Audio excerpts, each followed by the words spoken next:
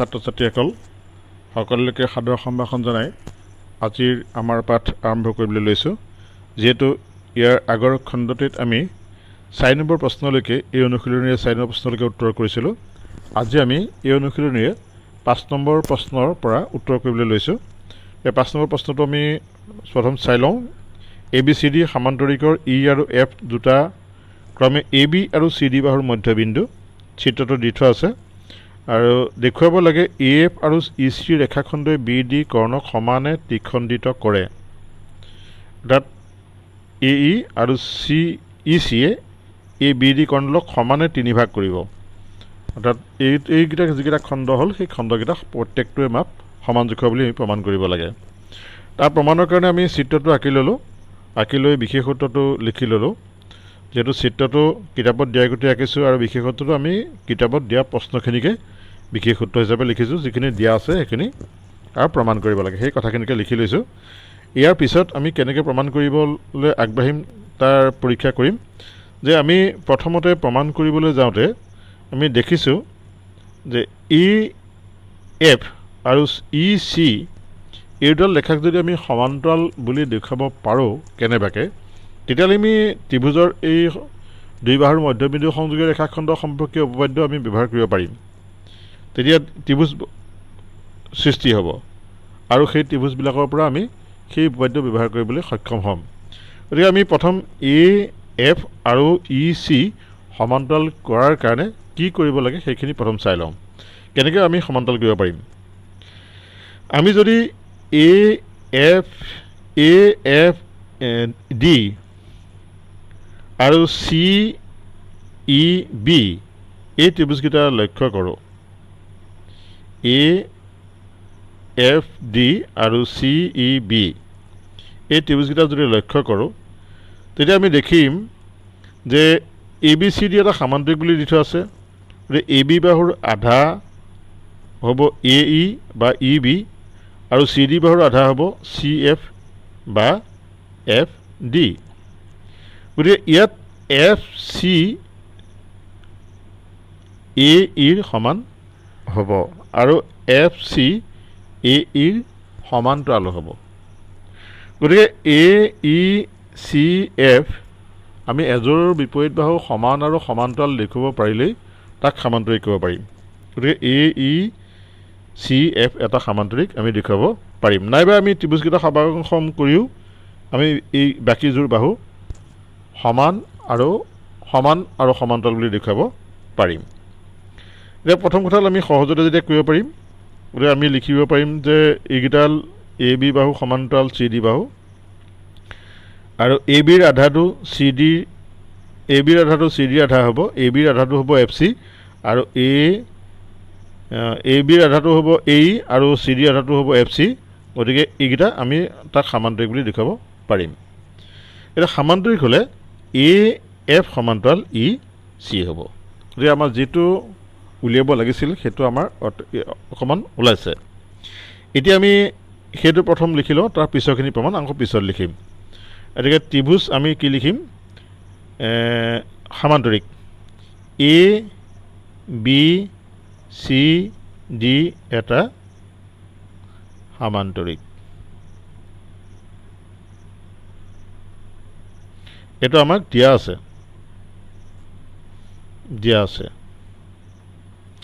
এতেকে AB is equal CD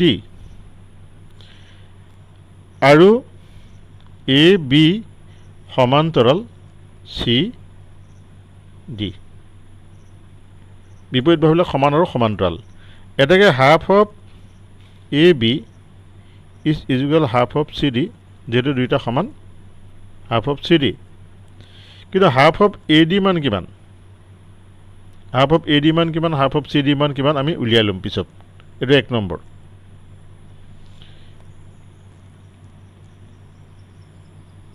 এই ব্ৰেকেটত আমি যুক্তিটো লিখি দিব পাৰিম। হাফ অফ AB সমান হাফ অফ CD। এতেকে হাফ অফ AB মান আমি লিখিব পাৰিম AE আৰু হাফ অফ CD মান লিখিব পাৰিম CF। যেহেতু ইয়াত কাষতে আমি লিখি দিম কাৰণ আকৌ উলিয়াই নলওঁ, সমীকৰণ বেছি হৈ যাব। আমি লিখিব পাৰিম এ ই সমান চি এফ যি কাৰণে হ'ব যেহেতু ই আৰু এফ ক্ৰমে এ বি আৰু চি ডিৰ মধ্য বিন্দু গতিকে এ বিৰ আধা হ'ব এ ই আৰু চি ডিৰ আধা হ'ব চি এফ গতিকে আমি এইটো পালোঁ এ ই সমান চি এফ এইটো আমি 1 নম্বৰ সমীকৰণ দিলোঁ এতিয়া আমি যেহেতু আকৌ জানো আৰু এ ই সমান্তৰাল এফ চি এইটো 2 নম্বৰ এটাকে 1 আৰু 2 পৰা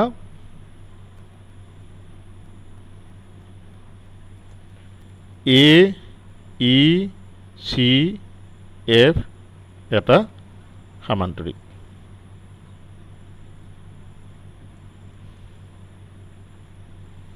এটা সামান্তৰিক হোৱাৰ পিছত আমি চাওঁ কেনেকৈ প্ৰমাণ কৰিব পাৰিম যে এ ই চি এফ এটা সামান্তৰিক হ'ল অৰ্থাৎ তাৰ এ এফ সমান্তৰাল ই চি হ'ব এতিয়া ত্ৰিভুজ আমি যদি লক্ষ্য কৰোঁ বি এ পিত এ পি সমান্তৰাল ই কিউ কাৰণ গোটেইডাল ৰেখা যেতিয়া সমান্তৰাল হ'ব তাৰ খণ্ডটো সমান্তৰাল হ'বই ই বিন্দুটো মধ্যবিন্দু গতিকে কিউ বিন্দুটো নিশ্চয় মধ্যবিন্দু হ'ব অৰ্থাৎ P Q is equal Q B হ'ব যেহেতু এটা বাহুৰ মধ্যবিন্দুৱেদি ভূমিৰ সমান্তৰালকৰণ ৰেখাই আনটো বাহুকো সমদ্বিখণ্ডিত কৰিব গতিকে আমি সেই কথাটোৰ মতে আমি ক'লোঁ পি কিউ সমান কিউ বি বা বি কিউ বুলি লিখিব পাৰিম আমি সেই ত্ৰিভুজটো লওঁ ত্ৰিভুজ বি এ পিত এ পি সমান্তৰাল কিউ ই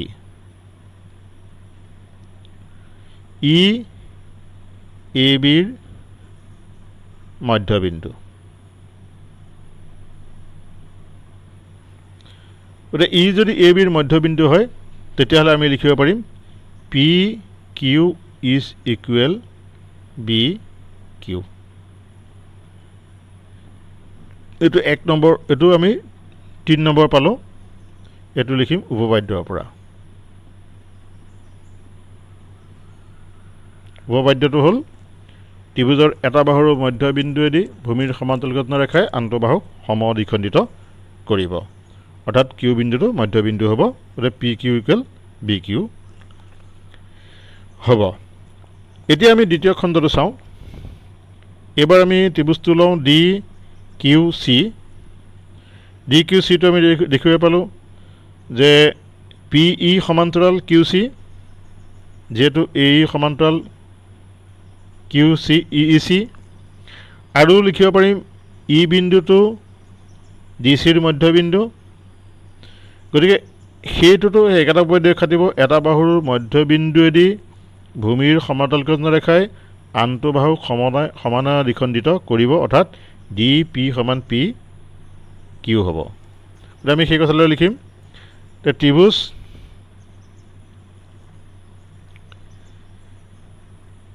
ডি কিউ চিত পি ই সমান্তৰাল কিউ চি আমি ইয়াত যেহেতু কাৰণটো আগতো লিখা নাই এইটোত আমি লিখি দিছোঁ যেহেতু পি এ ই সমান্তৰাল ই চি সেইকাৰণে ইয়াৰ খণ্ডকেইটা সমান্তৰাল হৈছে আৰু কি হৈছে ই ডি চিৰ মধ্যবিন্দু এতেকে A P is equal P Q এইটো হ'ল 4 নম্বৰ এইটো উপবাদ্যৰ পৰা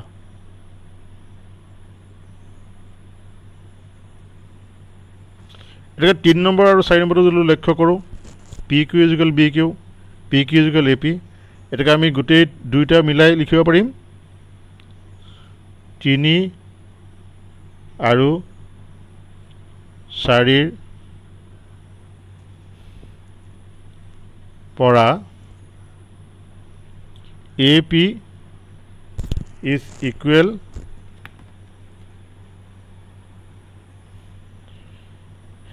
PQ is equal BQ প্ৰমাণ কৰা হ'ল।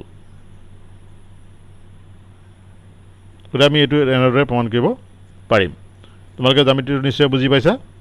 প্ৰথমতে আমি এই ৰেখাকেইডাল সমান্তৰাল কৰিলোঁ। যেহেতু এই গোটেই ৰেখাডাল সমান্তৰাল, তাৰ খণ্ডকেইটা সমান্তৰাল হ'ব। তাৰপিছত আমি ত্ৰিভুজ BAPত ল'লোঁ, লৈ পেলাই আমি PQ সমান QB বুলি প্ৰমাণ কৰিলোঁ। তাৰপিছত আমি ADQC ত্ৰিভুজত ল'লোঁ, তাতো সেই একেটা সূত্ৰ একেটা উপপাদ্যৰ মতে আমি DP সমান PQ প্ৰমাণ কৰিলোঁ, আৰু সেই দুয়োটা সমীকৰণৰ পৰা আমি AP = PQ = QB লিখিব পাৰিলোঁ। গতিকে আমি তেনেকৈ লিখিলে হ'ব। 7 নম্বৰ প্ৰশ্নটোলৈ আহিছোঁ আমি। 7 নম্বৰ প্ৰশ্নটোত কিতাপত দিয়া আছে যে ABC ত্ৰিভুজৰ C কোণটো সমকোণ AB অতিভুজৰ মধ্যবিন্দু Mৰে যোৱাকৈ আৰু BCৰ সমান্তৰালকাৰ ৰেখাই ACক D বিন্দুত ছেদ কৰে দেখুৱাব লাগে। আমাক এই কিতাপত দেখুৱাব লাগে। ইয়াত আমি C কোণটো 90 ডিগ্ৰীতকৈ আঁকিছোঁ। AC হ'ল অতিভুজ, তাৰ মধ্যবিন্দু MDডাল সমান্তৰাল হ'ব BCৰ দিয়া আছে। আমি প্ৰমাণ কৰিব লাগে এইকেইটা D বিন্দুটো ACৰ মধ্যবিন্দু, MDডাল ACৰ ওপৰত লম্ব, আৰু CMডালৰ মাপ A বা MAৰ মাপৰ সমান আৰু ABৰ আধা। গতিকে এটা প্ৰমাণ আমাৰ হৈ আছে যে CM সমান MA হ'বই। আমি CM সমান MA প্ৰমাণ কৰিব লাগিব, আৰু MA যদি সমান হয় তেতিয়াহ'লে হাফ অফ AB হ'ব, যিহেতু Mডাল ABৰ আধা। গতিকে MAডাল ABৰ আধা হৈ আছে। MAডাল যিহেতু Mটো মধ্যবিন্দু দি থোৱা আছে, গতিকে MAটো ABৰ আধা হৈ আছে। আমি তাক যদি CMৰ লগত সমান কৰিব পাৰোঁ তেতিয়াহ'লে এইটো প্ৰমাণটো হৈয়ে যাব। গতিকে প্ৰথমটো প্ৰমাণৰ কাৰণে আমি চাওঁ, যিহেতু M বিন্দুটো মধ্যবিন্দু, CDৰ সমান্তৰাল MD, গতিকে D বিন্দুটো নিশ্চয় মধ্যবিন্দু হ'ব, কাৰণ ত্ৰিভুজৰ এটা বাহুৰ মধ্যবিন্দু দি ভূমিৰ সমান্তৰালকৰণ ৰেখাই আনটো বাহুক সমানে দুভাগ কৰিব, অৰ্থাৎ AD সমান DC হ'ব, অৰ্থাৎ D বিন্দুটো মধ্যবিন্দু হ'ব। আমাৰ এটা প্ৰমাণ হৈ যাব ইমানতে, প্ৰথমটো প্ৰমাণ হৈ যাব। তাৰপিছত আমি পালোঁ যে MD যিহেতু সমান্তৰাল বুলি দি থোৱা আছে, MD সমান্তৰাল CD BC AC ছেদক, গতিকে এই গোটেই কোণটো C কোণটোৰ লগত ইয়াৰ এই গোটেই কোণটো D কোণটো সমান হ'ব অনুৰূপ কোণ হোৱাৰ কাৰণে।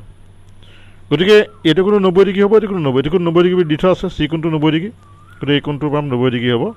গতিকে MDডাল ACৰ ওপৰত লম্ব হ'ব। এইটো 2 নম্বৰ প্ৰমাণ হ'ব। 3 নম্বৰটো প্ৰমাণৰ কাৰণে আমি অকণমান কৰিব লাগিব। গতিকে আমি প্ৰথম দুটা প্ৰমাণ কৰি লৈছোঁ। প্ৰথম প্ৰমাণটো হ'ল প্ৰমাণ ACৰ মধ্যবিন্দু M আৰু MD is parallel BC, এইটো এই দুইটা কথা দিয়া আছে। এতেকে AD is equal DC, এইটো আমি পালোঁ উপপাদ্যৰ পৰা। উপপাদ্যটো লিখি নিদিওঁ, যিহেতু উপপাদ্য আছে। উপপাদ্যটো আমি লিখি দিব পাৰোঁ। ত্ৰিভুজৰ এটা বাহুৰ মধ্যবিন্দু দি ভূমিৰ সমান্তৰালকৰণ ৰেখাই আনটো বাহুক সমদ্বিখণ্ডিত কৰিব। বহুত দীঘল হ'ব, গতিকে আমি উপপাদ্যৰ পৰা লিখিছোঁ, কিন্তু উপপাদ্যটো তোমালোকে 8.10 উপপাদ্যৰ পৰা, আমি এইটো উপপাদ্যটো লিখি দিয়া নাই। এইটো তোমালোকে জানিব লাগিব যে ত্ৰিভুজৰ এটা বাহুৰ মধ্যবিন্দু দি ভূমিৰ সমান্তৰালকৰণ ৰেখাই আনটো বাহুক সমানে দুভাগ কৰিব। গতিকে AD = DC হ'ব। সেইটো আমি পালোঁ এইটো প্ৰমাণ 1 নম্বৰ হৈ গৈছে প্ৰমাণ 1 নম্বৰ এতিয়া যেহেতু দিয়া আছে MD সমান্তৰাল BC MD সমান্তৰাল BC দিয়া আছে AC ছেদক এতেকে এংগল ADM কোণ is equal angle C কোণ ADM কোণ is equal C কোণ is equal 90 ডিগ্ৰী যেটো C কোণৰ মাপ 90 ডিগ্ৰী বুলি দিয়া আছে এটো কি কাৰণে হল অনুৰূপ কোণ হোৱাৰ কাৰণে অনুৰূপ কোণ এতেকে যেহেতু আমি এটুকু 90 ডিগ্ৰী দেখালো এতেকে DM লম্ব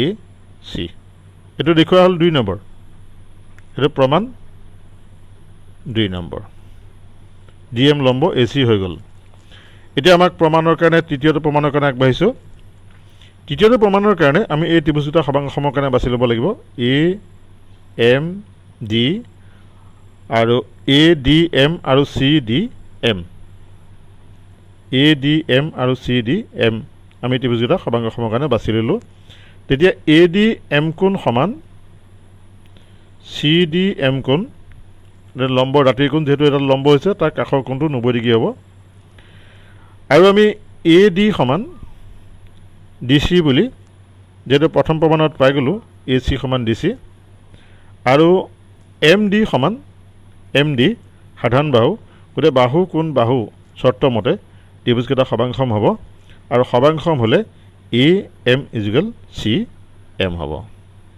গতে আমাক সেই যেটো প্ৰমাণ কৰিব লাগিছে AM টোৰ সমান যদি CM প্ৰমাণ কৰিব পাৰো যেটো MA টো এনেও AB ৰ আধা হৈ আছে আমি এটো লিখিব পাৰিম যে আমি ত্ৰিভুজ ADM আৰু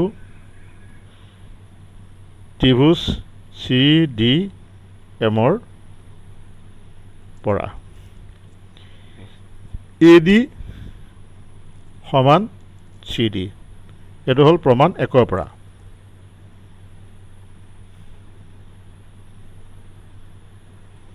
AD সমান CD পালো এংগল ADM কোণ সমান এংগল CDM কোণ এটো আমি পালো লম্ব দাঁতিৰ কোণ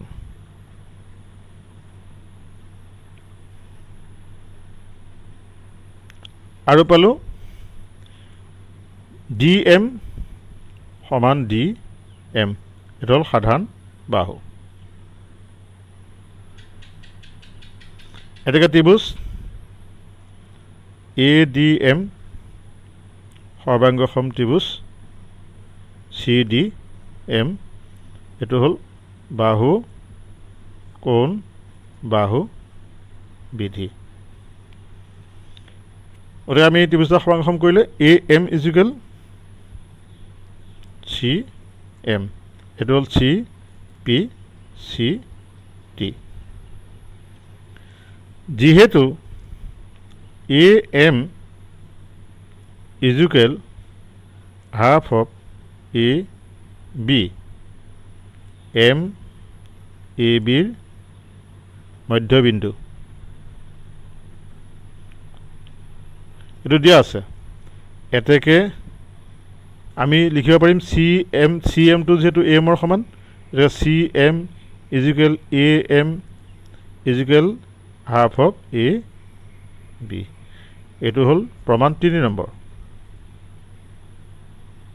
ওৰে প্ৰমাণ কৰা হৈ গল গুটিকিটা ওৰে আমি এনেদৰে প্ৰমাণ কৰিব পাৰিম ওৰে আমাৰ এটো চেপ্টাৰ শেষ হৈছে ইয়াৰ পিছৰ পাঠত আমি সামান্তৰিক আৰু ত্ৰিভুজৰ কালিৰ সম্পৰ্কত পাঠটো আৰম্ভ কৰিম যেহেতু এটা বৰ আৱশ্যকীয় দৰকাৰী চেপ্টাৰ আমি ইয়াৰ পিছৰ পাঠটোত সেই পাঠটো আৰম্ভ কৰিম